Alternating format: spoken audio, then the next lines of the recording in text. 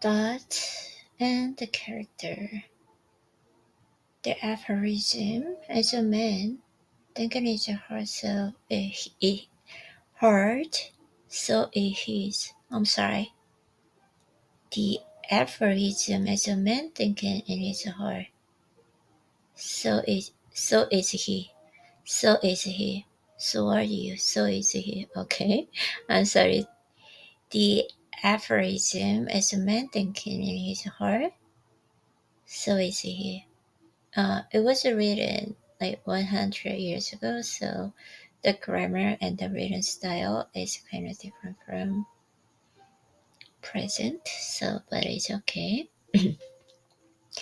Not only embraces the whole of a man's being, but is so comprehensive as to visual to every condition and circumstances of his life.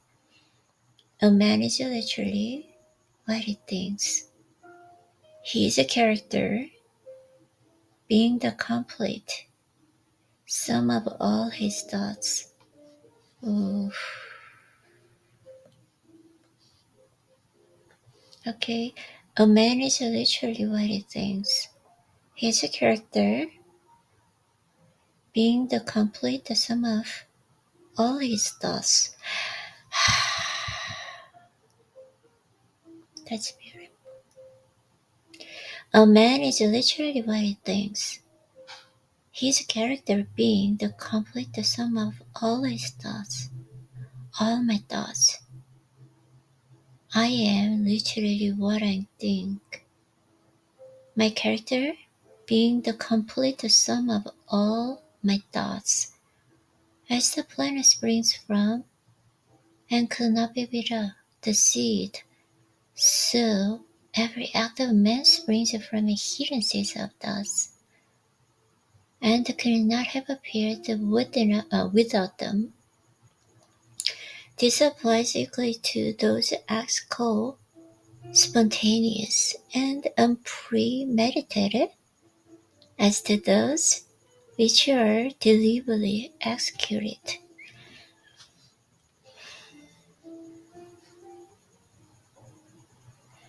As the plant springs from and cannot be without the seed, so every act of man springs from the hidden seeds of thought, and could not have appeared without them.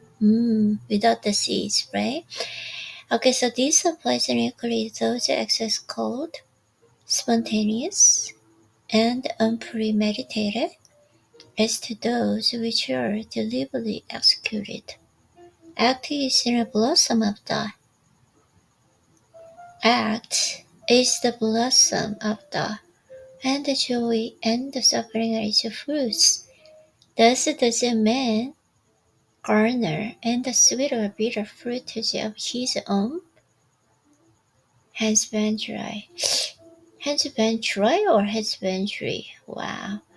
I think it is like okay. I feel like Korean version of translation is beautiful.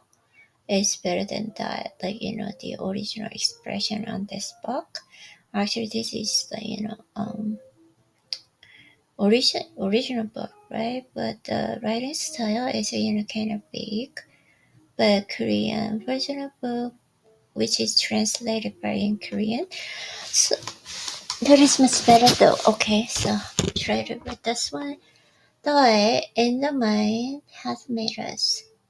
What we are by thought was wrought and built. If a man's mind hath evil thoughts, pain comes on him as comes the heel the ox behind. In purity of thought, joy follows him as his own shadow. Okay, as his own shadow. Wow.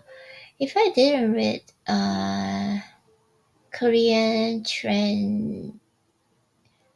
translated book, I couldn't understand what they mean actually. So, okay.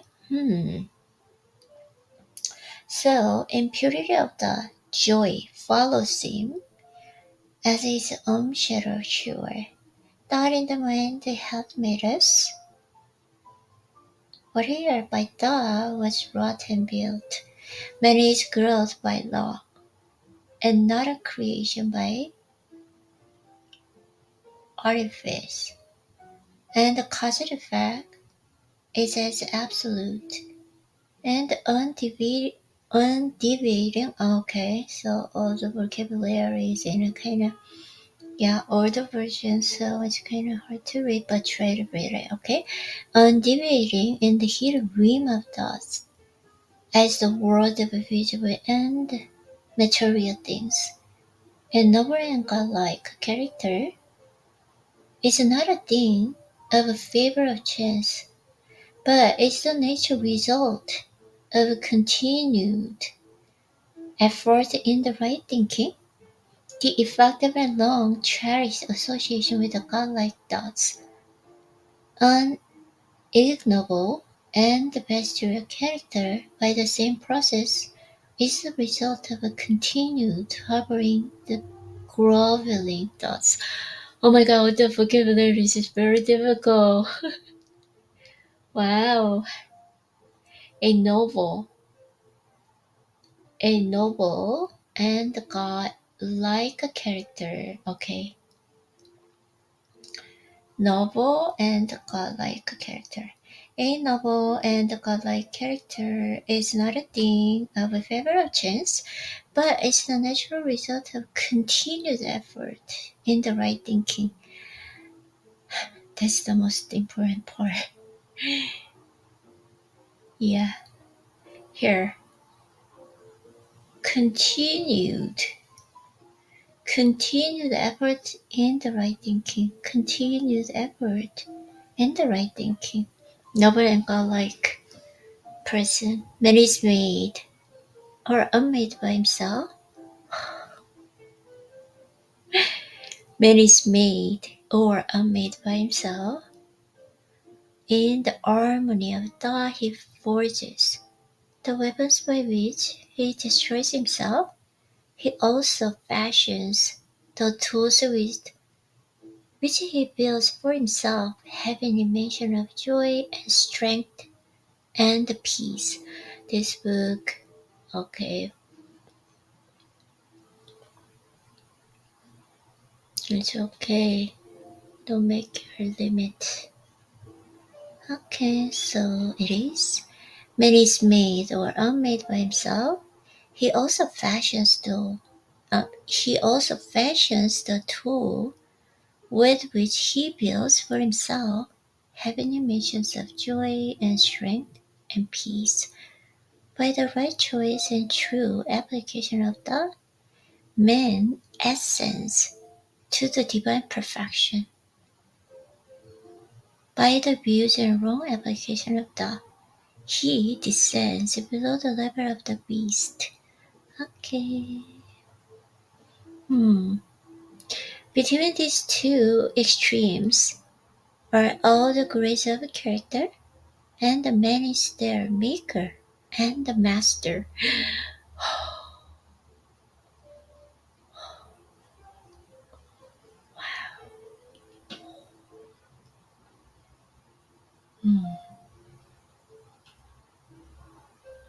By the right choice and the true application of God, man ascends to divine perfection. Between these two extremes are all the grades of character, and the man is their maker and the master of all the beautiful truths pertaining the soul, which had been restored. Okay, of all the beautiful truths pertaining the soul, which had been restored and brought to the light in this age. None is more gliding or fruitful of a divine promise and the confidence than this. The man is the master of thought, the molder of character, and the maker and shaper of the condition, environment, and destiny. Okay, master of thought, maker and master. Yeah. Proof of a divine promise and a confidence than this. Okay, as a being of power, intelligence, and love, and the Lord of his own thoughts. Man holds the keys to every situation and contains within himself that transforming and regenerative agency by which he may make himself what he wills. Okay, as a being of power, intelligence, of love, and the Lord of his own thoughts, man holds the key to every situation and contains within himself that transforming and regenerative agency by which he make he may make himself in what he wills. Okay, power, intelligence, and love. Okay. Man is always the master, even in his weaker and the most abandoned state. But in his weakness and the degradation, he is the Polish master who misgoverns his household. Okay. Wow, it's kind of okay. That's hmm. Man is always master, even in his weaker and most abandoned state. But in his weakness and degradation, he is a Polish master who misgoverns his household. When he begins to reflect upon his condition and to search diligently for the law upon which his being is established, he then becomes the wise master, directing his energies with intelligence and fashion his thoughts to fulfill issues. Okay, fulfill issues. Such is the unconscious master, and the man can only thus become by discovering within himself the law of die, which discoveries toward a matter of application, self-analysis, and experience. Okay. Such is the conscious master, and the man can only thus become by discovering within himself the law of die, which discovery is totally a matter of application, self-analysis, and experience. Only by much searching and mining, the gold and diamonds obtained, and the man can find every truth connected with his being, if he would dig deep into the mind of his soul, and that he is the maker of his character, and the marveler his life, and the builder of his destiny. He may unerring prove, if he will watch, control, and alter his thoughts, tracing their reflection upon himself, upon others, and upon his life and circumstances, linking cause and effect by patient practice and investigation. Okay. And utilizing his every experience and even to the most trivial everyday occurrence as a means of attaining that knowledge of himself, which is understanding, wisdom, power.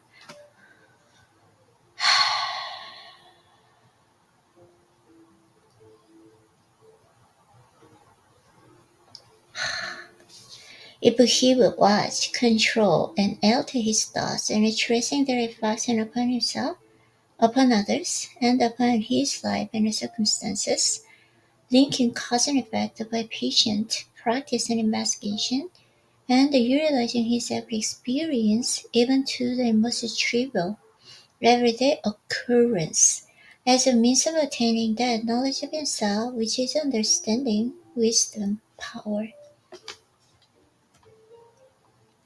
In this direction, as in no other, is the law absolute that he died and is seeking to find this, and to him that knocked in, it shall be open. Oh, okay, seeking to find. And to him that knocked in, and it shall be open, for only by patience, practice, and the ceaseless importunity can a man enter the door. of the temple of knowledge.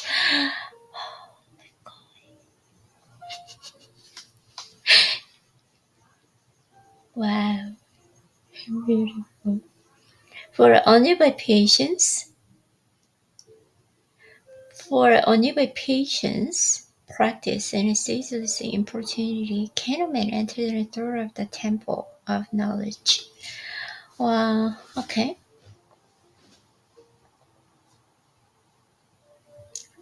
If factor in the circumstances, I think it's kind of difficult to read it. Okay, I just want to try to read just for the review today. Diet and the character. A man is literally what he thinks. His character being the complete the sum of all his thoughts. Act is the blossom of thought, and the joy and suffering are its fruits. Thus does a man garner in the sweet or bitter fruitage of his own husbandry. In purity of thought, joy follows him as his own shadow. A noble and godlike character is not a thing of favor of chance, fair favor or chance, but is the natural result of a continued effort and the right thinking. The effect of a long cherished association with God-like thoughts. Man is made or unmade by himself. He also fashions the tools with which he builds for himself heavenly mansions of joy and the strength and the peace. By the right choice and a true application of God, man ascends to the divine perfection. Between these two extremes are all the grades of character, and the man is their maker and the master.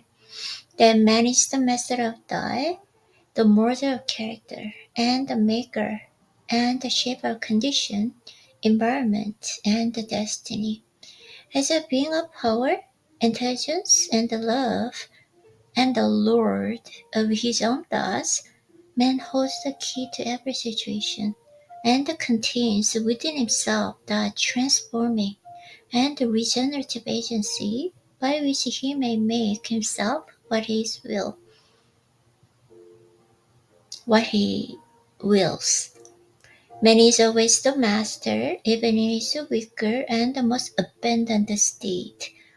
When he begins to reflect upon his condition and to search diligently for the law upon which his being is established, he then becomes an wise master, directing his energies with intelligence and fashioning his thought of the fruitful issues.